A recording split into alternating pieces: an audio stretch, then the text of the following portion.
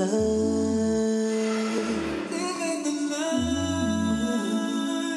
Living the life. Living the life. Living the life.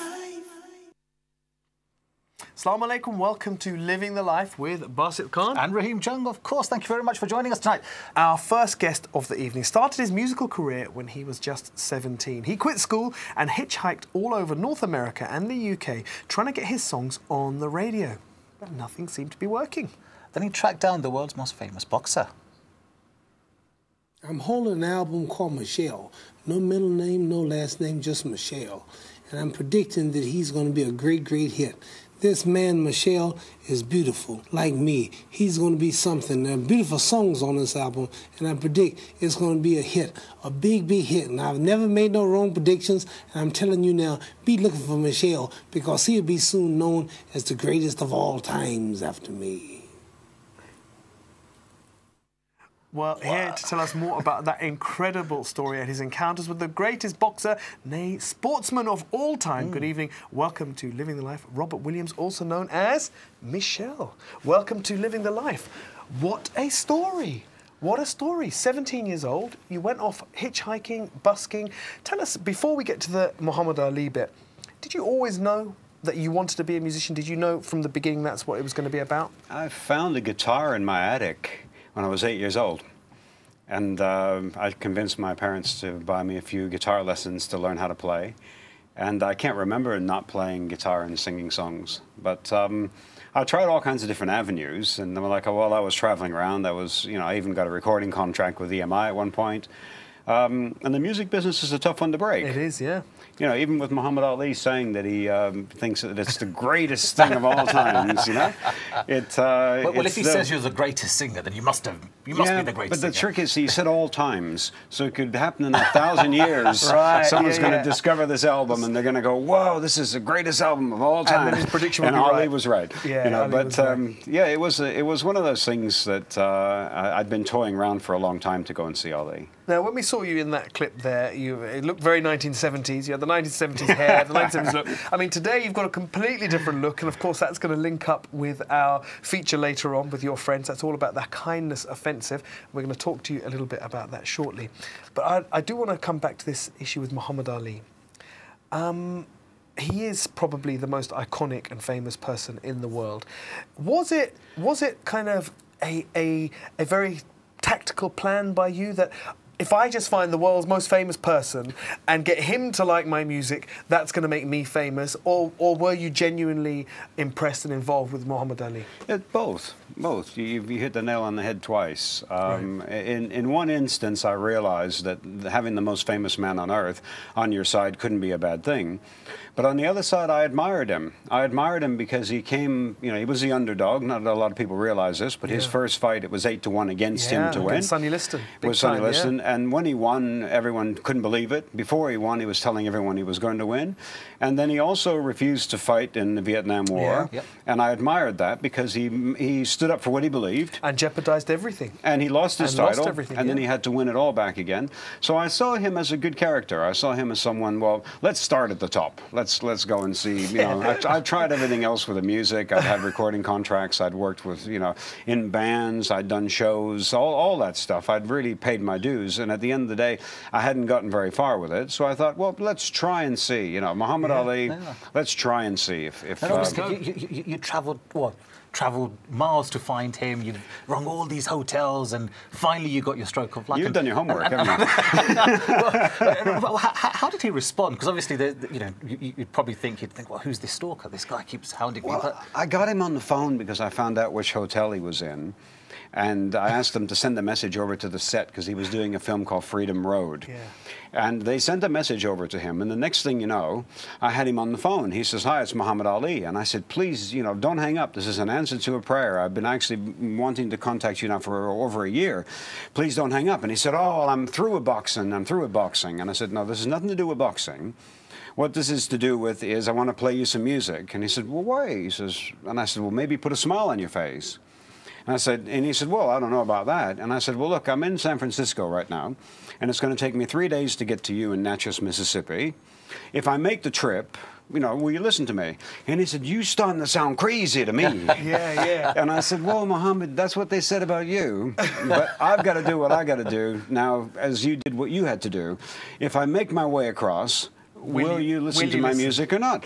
And he waited for a few seconds, and he said, yeah, all right. And I said, I'm on my way. Hung up the phone real quick so he wouldn't change his mind. You know, that's just incredible, because somebody like Muhammad Ali, I mean, you know, he must be absolutely bombarded, inundated with requests for his time, requests for his attention, requests for his endorsement. And for somebody like you, who he's never heard, he's never met before, just to come out of the blue on the telephone, I can't believe he took your call, to be honest, but then to actually engage with you in the telephone call, and then to go with the line, if I make it all the way, will you listen to me? And he did it. Did you use those words, you're an answer to my prayer? Because we know he is a very spiritual person, and maybe that was the thing that just captured, that just hooked his heart. I didn't, there was no real intent there. It was the truth. You know, it was something that I'd been praying for, and it's something that I wanted to do very much. And I felt, now I've got him on the line, I need him to understand that this is important. That this isn't a joke, this isn't, you know, that this is something important here. I really felt that by playing him some music, that it would make a difference to him. Yeah. And it actually did. He liked it. Oh, he loved it. He loved it. He went on to what? He went on to produce, I think, to produce your music. He produced an album called The First Flight of the Griselda Dragon. And it's a very 1970s title. We had all the best musicians wanted to be on the Ali album. I bet. Even Miss Black America sings on it. We had 2 bands, one funk band and one rock and roll band. Most important, did you get Muhammad Ali to sing on this record? He didn't sing, but he introduces the tracks. Oh, he actually introduces the tracks, and but he didn't sing. No. Oh, fantastic! What happened to this album? What happened to the tapes? Because you recorded all this stuff. You know the story, don't you? We do indeed. Right. We're just a leading question. I got into a situation where the tapes were lost. After I handed the whole project over to someone who really didn't know what they were doing, but things were working so well for me that I just thought, well, everything's working well for me now. Someone said, this guy can be your manager, he can handle things. And the record company never found out that the record was supposed to be in the shops. So during a lot of publicity, adverts on the tube stations and all that sort of thing, all that publicity went for a whole month, and there was no records in the shops to sell. No. So I came over here to find out what was happening. At the time I was in the States. And I came over here to find out what was happening. And we'd done this TV show with Ali, which is a beautiful show where we were sat by the fire and everything, and we were ready to produce that as a secondary thing to produce the album, you know, to push the album. And nothing was happening. The record company told me they had no idea when the record was supposed to be out. All the money had been spent on the publicity. I went out busking for the day, and I came back, and the house had been torn down. Oh, no. It was squatting days, you know? And in those days, people would say, oh, you want to stay in our place? We can have a room for that. And you lost a lot. And it was underneath the rubble. Oh, it was caught underneath the rubble, and it kind of seems like it was destiny. The whole thing, doesn't it, from beginning destiny to end? backwards. Destiny you know, backwards. Like it stopped happening as quickly as it happened. Started happening. Yeah. Well, look, Michelle, we're going to come back to you. Of course, we want to hear more about the Kindness Offensive, a little bit more about Muhammad Ali as well. But for now, we're going to have to go to a quick break. Quick break indeed. But do stay with us, because there's plenty more to come on tonight's Living the Life. As well, our next set of guests come together and do just that with Michelle here. They're helpful and they are everywhere. And put simply, they are the kind offensive.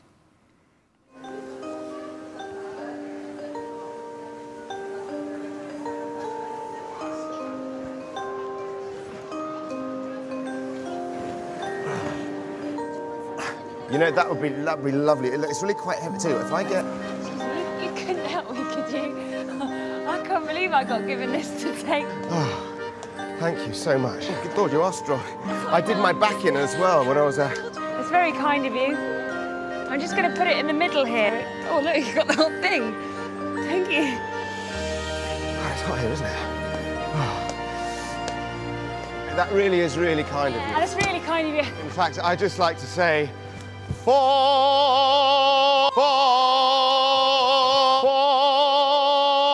she's a jolly kind fellow, for she's a jolly kind fellow, for she's a jolly kind fellow. And so say all of us, and so say all of us, and so say all of us, for she's a jolly kind fellow. And so say all of us. gentlemen, we are gathered here today for the Everyday Kindness Award. This fabulous human being has just displayed excellence in the field of everyday kindness. And for this reason, we're going to award him with a beautiful gold medal. A bouquet of flowers. And from the bottom of our hearts, we would like to say, thank you. Now everybody get in a beautiful photograph.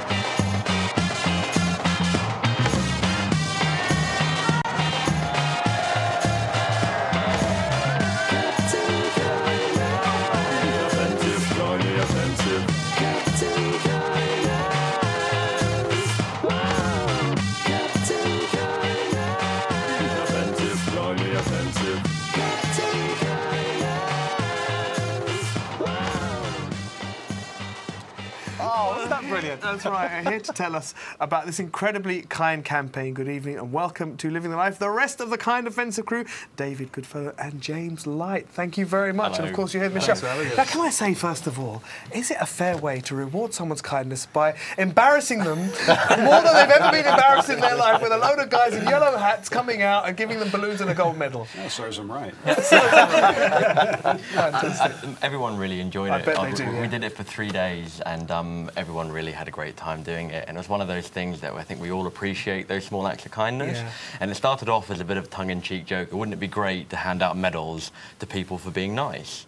Because none of us really are ever going to be athletes or win an Oscar or anything like that. But then again, we all do really worthy, lovely things, and most of us have been the people who've helped women with prams and all that kind of stuff. And it was great fun. We'd set up those situations, and there were a few other situations. That was a heavy item, and we had a woman dropping papers on the floor, and we had a lost tourist, which was great. You can watch these. They're all on YouTube. Fantastic. But it was fun, and the people were so shocked.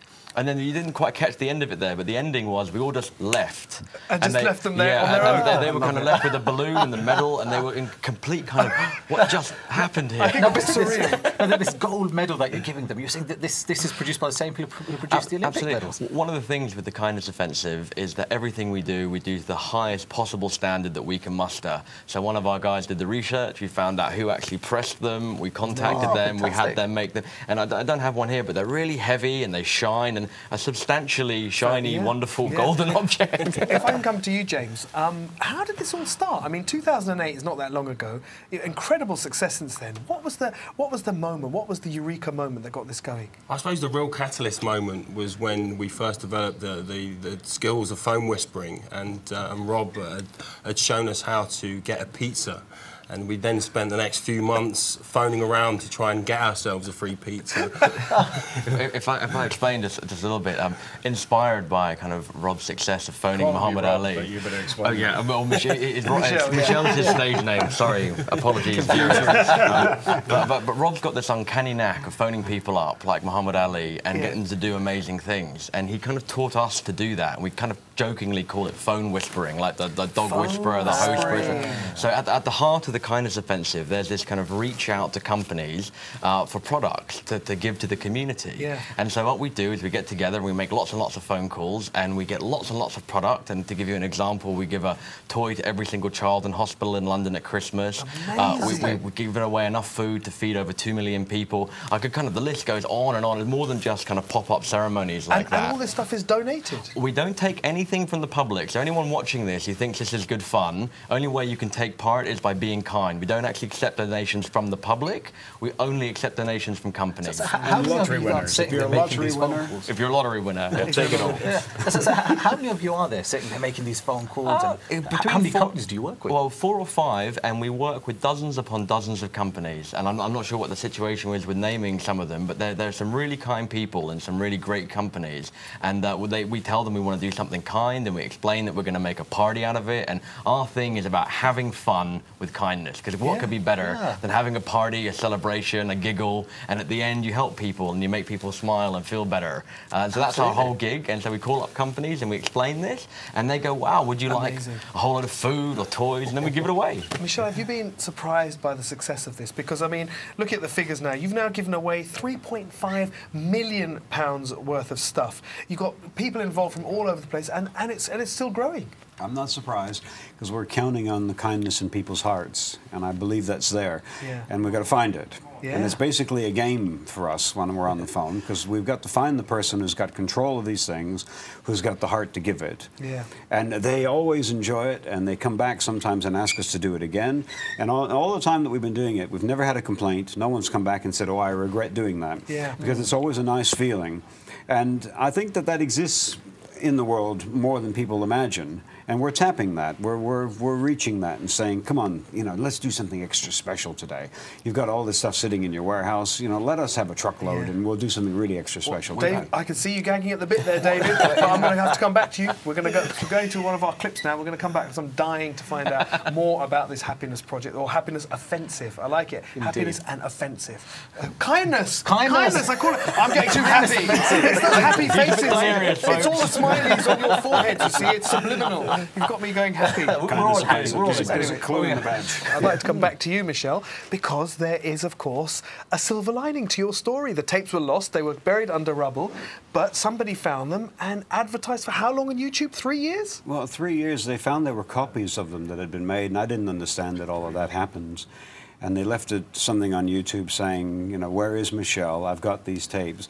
And it's beautiful because the album was there, and also the TV show that I did with Ali. And we're sitting by the fire, and he talks about things that he never talked about anywhere else before.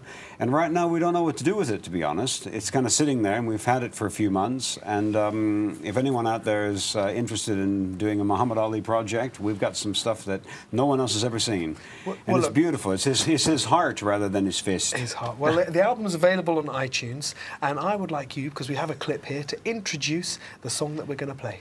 Well, this is Muhammad Ali's favorite song. It's called Child of the Wilderness.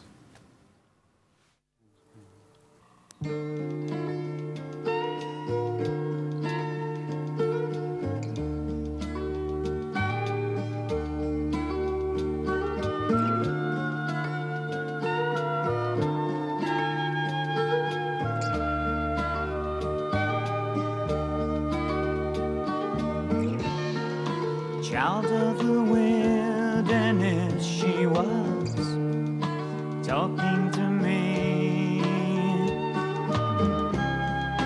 of freedom's dances and what she could see. The sky above her and the stars would show that philosophers had wanted to know, though she never read a book. She knew them all.